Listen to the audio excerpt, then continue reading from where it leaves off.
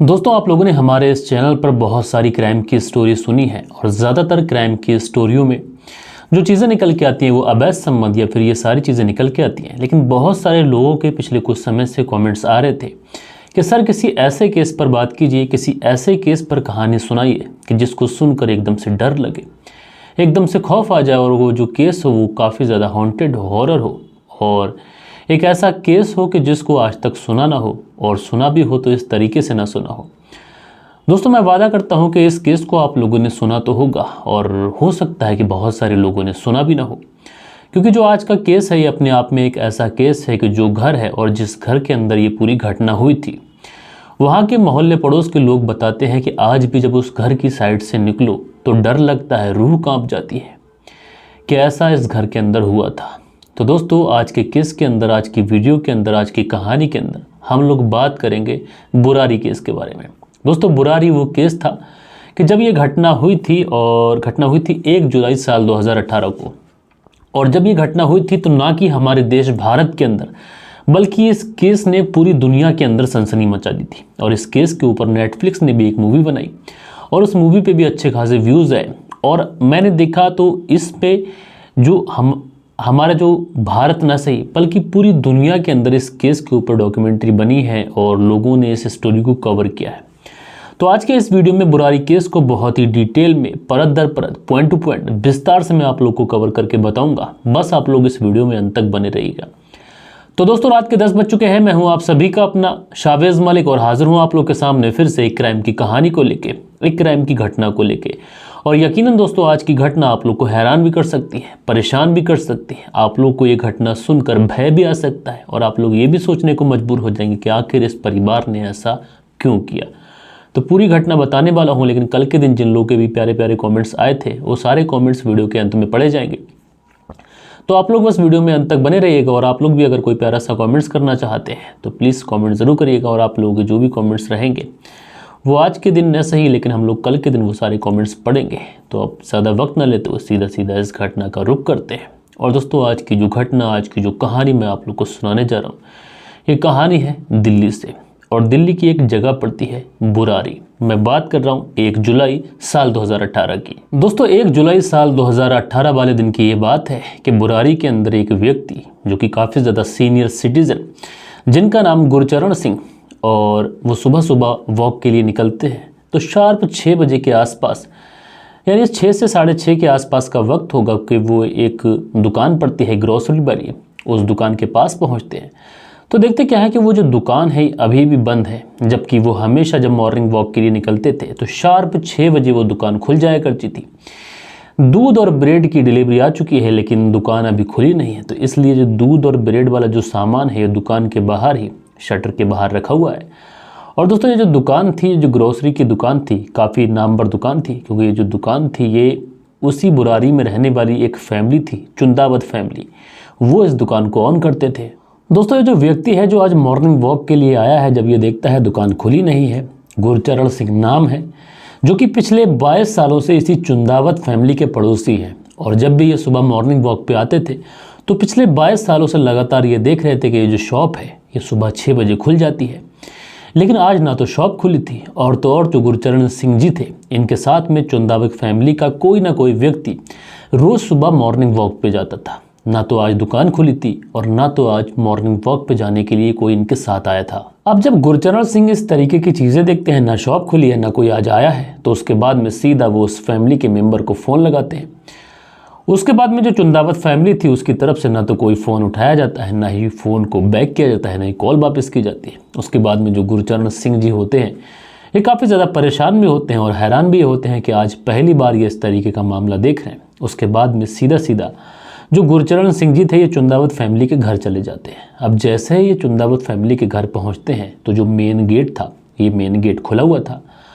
अब जैसे ही main gate खुला हुआ था और मेन गेट को ओपन करने के बाद में जैसे ही ये गुरचरण सिंह जी उस घर के अंदर इंटर होते हैं, अब जैसे ही इंटर होते हैं उसके बाद सामने कुछ ऐसा नज़ारा देखते हैं। उस नज़ारे को देखने के बाद में इनकी चीख निकल जाती है और थोड़ी ही देर के बाद में गुरचरण सिंह और बाकी के जो लोग थे आस पड़ोस के, सारे उस घर के अंदर होते हैं। बल्कि देखते ही देखते उस घर के अंदर एक भारी भीड़ जमा हो जाती है। उसके बाद में इस पूरे मामले की खबर पुलिस तक भी पहुंचती है और पुलिस जैसे ही इस तरीके का मामला सुनती है, पुलिस भी दौड़ी दौड़ी भागी भागी अपनी गाड़ी उठाती है और गाड़ी उखड़ने के बाद में सबसे पहले उस जगह पर पहुंचती है जिस जगह का एड्रेस बताया गया था। अब जैसे ही पुलिस वहां पर पहुंचती है तो देखती क्या है कि इस घर के बाहर लोगों का एक तांता लगा हुआ, एक भीड़ लगी हुई है। जैसे तैसे कर कर पुलिस उस भीड़ को चीरती है और भीड़ को चीरते हुए रास्ता बनाते हुए जैसे ही पुलिस आगे बढ़ती है और उस घर का जैसे ही गेट खोला जाता है जो चुंदावत फैमिली थी, अब जैसे ही पुलिस घर का गेट खोलने के बाद में अंदर घुसती है तो सामने जो नज़ारा होता है वो पुलिस और बाकी के जो लोग वहाँ पर मौजूद होते हैं, जब वो लोग सामने का नज़ारा देखते हैं तो सारे ही लोगों की आंखें जो थी वो फटी की फटी रह जाती हैं। दरअसल जो चुंदावत फैमिली थी, इस फैमिली में टोटल 11 लोग थे और जो 10 लोग थे वो सामने पुलिस की नज़रों के सामने दिखाई पड़ रहे थे कि सारे के सारे लोगों के जो शव हैं वो किसी फांसी के फंदे से लटके हुए हैं और आंखों पर पट्टी बंधी हुई है, हाथ पीछे बंधे हुए।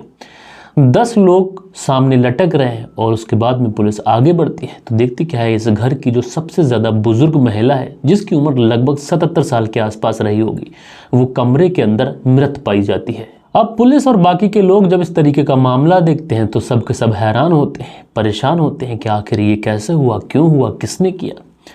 अब दोस्तों पुलिस इस पूरे मामले की छानबीन करती, पुलिस इस पूरे केस को सॉल्व करती, लेकिन उससे पहले इस फैमिली के बारे में थोड़ा सा डिटेल में हम लोग जानते हैं, क्योंकि फैमिली के बारे में अगर हम लोग जानेंगे तो जो केस है, जो कहानी, ये जो घटना आप लोग सुन रहे हैं, इसको बहुत ही आसानी से आप लोग समझ सकते हैं और आप लोग की जो सुनने की जो कैपेसिटी है और जो क्षमता है इस वीडियो में शायद ये मापने का काम करेगी। दरअसल दोस्तों ये जो चुंदावत फैमिली थी ये बेसिकली राजस्थान से बिलोंग करती थी, लेकिन 1999 से ये लोग दिल्ली बुरारी में रह रहे थे।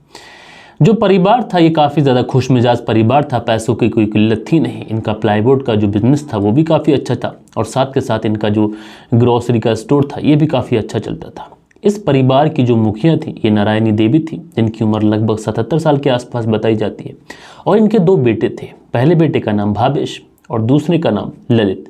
भवनेश जो था उसकी शादी सविता के साथ होती है और जो ललित था उसकी शादी टीना नाम की महिला के साथ में होती है। और जो नारायणी देवी के हस्बैंड थे उनकी मृत्यु साल 2007 में हो जाती है। उनके लंग्स में कुछ प्रॉब्लम बताई गई थी।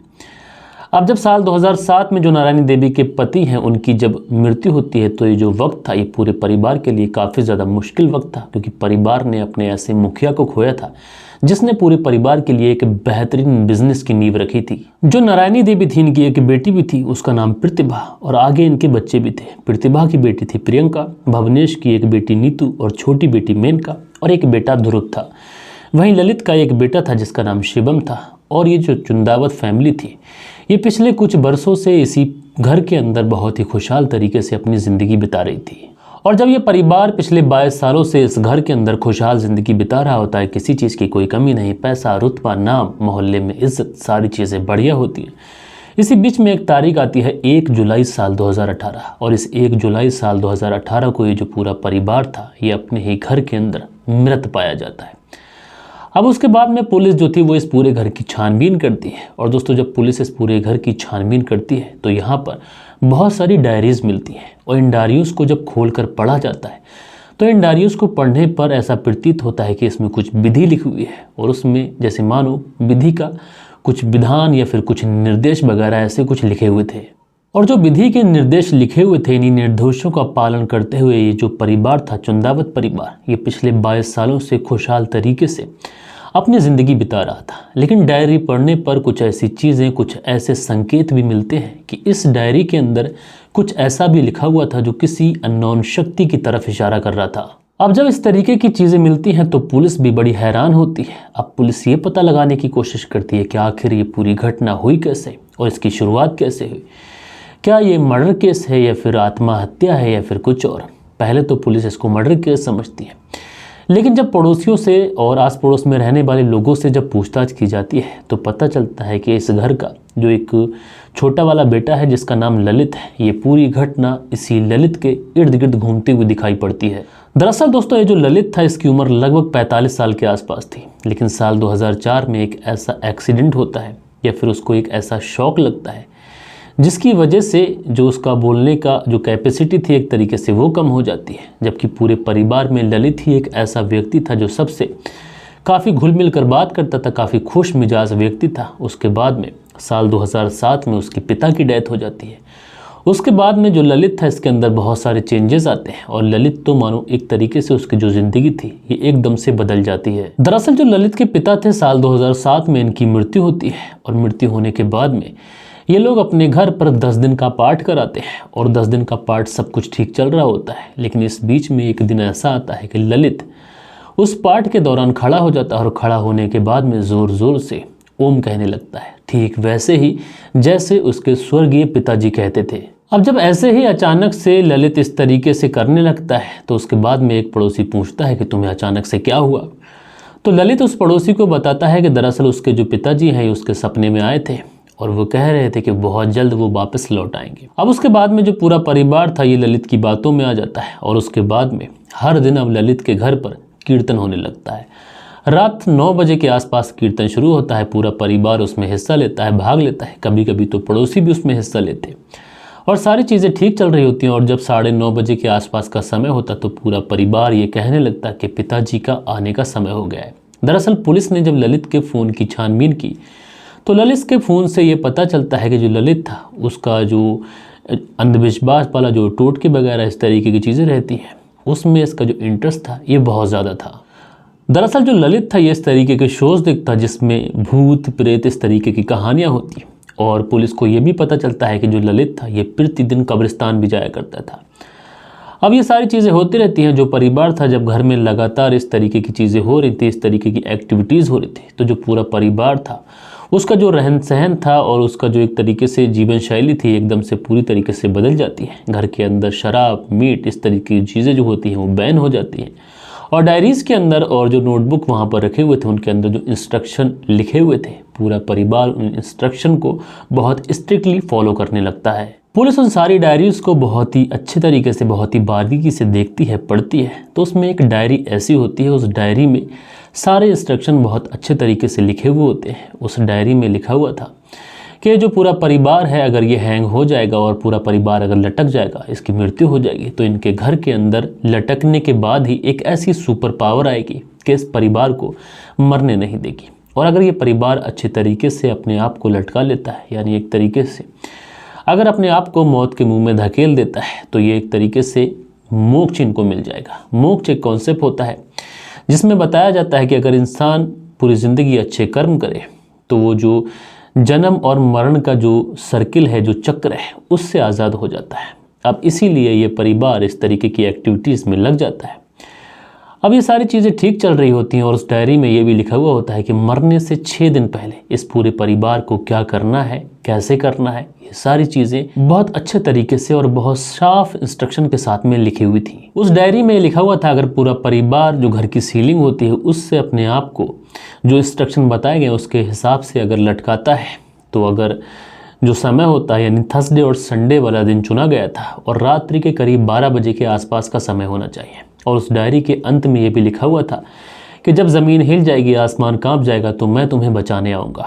और उसके बाद में जब पड़ोसियों से जो पूछताछ की जाती है तो पड़ोसी कुछ इस तरीके का दावा भी करते हैं कि जो डायरी थी और उस डायरी में जो लिखा हुआ था ये उसकी जो हैंड राइटिंग थी, दरअसल ये हैंड राइटिंग ललित की हैंड राइटिंग से मैच ही नहीं करती थी। अब अगर डायरी की हैंड राइटिंग ललित की हैंड राइटिंग से मैच नहीं हो रही थी तो सबसे बड़ा सवाल, सबसे बड़ा रहस्य अगर कुछ था तो वो ये था कि आखिरकार इस डायरी को कौन लिख रहा था। क्या इस डायरी को ललित के पिताजी, जिनका नाम भोपाल सिंह, क्या वो लिख रहे थे, जिनकी मृत्यु साल 2007 में हो जाती है।